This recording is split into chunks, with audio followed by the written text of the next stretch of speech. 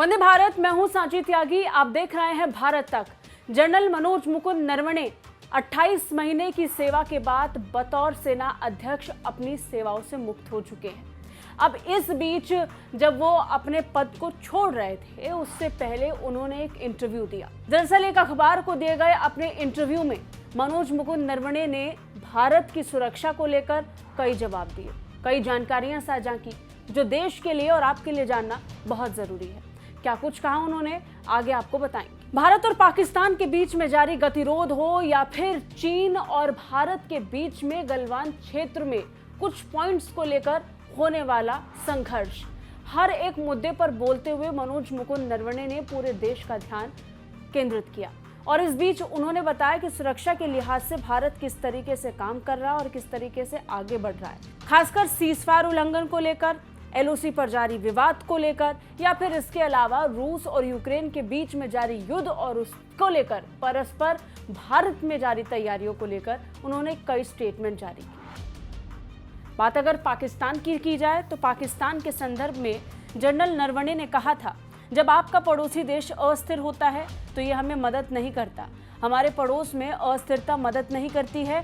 हम उनके साथ अच्छे संबंध बनाने के लिए इच्छुक हैं, लेकिन उन्हें पहले आतंकवाद के समर्थन और जम्मू कश्मीर पर अंतर्राष्ट्रीय ध्यान आकर्षित करने के प्रयासों पर लगाम लगाना होगा।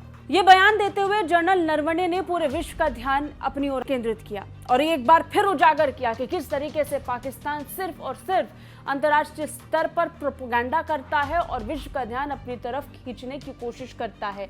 और ये भी कहा कि अगर भारत के साथ बातचीत करनी है तो उसको पहले आतंकवाद का साथ छोड़ना होगा। सिर्फ इतना ही नहीं, अगर चीन के साथ जारी गतिरोध का जिक्र करें तो नरवणे ने उस पर भी बयान दिया। इंटरव्यू के दौरान जनरल नरवणे ने कहा कि चीनी सेना की ताकत पूर्वी लद्दाख के सामने 8,000 से बढ़कर 60,000 हो गई है और हमारी तैनाती भी उसी हिसाब से बढ़ा दी गई है। बयान में उन्होंने कहा, हम पिछले 2 सालों से चीन के कदम के बारे में खुद ये सवाल पूछ रहे हैं, लेकिन था नहीं ले पाए कि आखिर गलवान घटना क्यों हुई। क्या ये आंतरिक या बाहरी गतिशीलता या फिर कोविड महामारी के दबाव के कारण था जिसके कारण चीन ने ये कदम उठाया, हमें पता नहीं। दरअसल नरवणे से यहाँ पर ये सवाल किया गया था कि गलवान घाटी में ये जो घटना घटी, चीन के साथ जो गतिरोध हुआ, वो क्यों हुआ, उसके पीछे की वजह क्या थी, ये डिस्प्यूट कैसे आया। इसको लेकर जब सवाल पूछा गया तो उस पर स्पष्टीकरण देते हुए उन्होंने जवाब दिया कि इस पर अभी भी लगातार मंथन जारी है और संभव है कि कोरोना काल में जिस तरीके की स्थिति उत्पन्न हुई उसके कारण चीन ने ऐसा किया हो। वहीं अगर रूस यूक्रेन युद्ध का जिक्र करें तो रूस यूक्रेन युद्ध के प्रभाव पर बोलते हुए उन्होंने कहा कि रक्षा आपूर्ति पर इसके प्रभाव होने तय हैं और इसे देखते हुए भारत यूक्रेन और रूस दोनों पर निर्भर है, लेकिन हमेशा स्टॉक में एक बफर भारत बनाए रखता है और इसलिए निकट अवधि में भारत पर इसका खास असर नहीं होगा। आपको याद होगा कि हाल फिलहाल में कुछ क्षेत्रों से अस्फा हटाया गया। इसके संदर्भ में भी नरवणे ने जवाब दिया और उन्होंने कहा कि जो भी फैसले पूर्व में लिए गए हैं वो उनसे पूछकर, उनसे सलाह कर लिए गए थे, उन्हें इसके बारे में पहले से जानकारी थी। नरवणे ने अपने बयान में कहा, कुछ क्षेत्रों से अस्फा को हटाए जाने से पहले निश्चित रूप से हमसे परामर्श किए गए थे।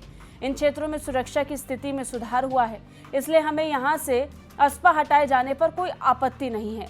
ऐसे क्षेत्रों से सेना को हटाना जो अब अशांत नहीं है, हमें अपने प्राथमिक कार्य ध्यान केंद्रित करने में मदद करते हैं। इसके अलावा सीमा पर संघर्ष विराम उल्लंघन को लेकर के भी नरवणे ने अपनी तरफ से बयान जारी किया। उन्होंने कहा कि सीमा पर संघर्ष विराम उल्लंघन किसी के हित में नहीं है। भारत पाकिस्तान के साथ अच्छे संबंध बनाने के लिए उत्सुक है, लेकिन पाकिस्तान को पहले आतंकवाद का साथ छोड़ना होगा। वहीं जम्मू कश्मीर पर अंतर्राष्ट्रीय ध्यान आकर्षित करने के जो उसके प्रयास बीते लंबे वक्त से चले आ रहे हैं, उसको भी छोड़ने की जरूरत पाकिस्तान को होगी।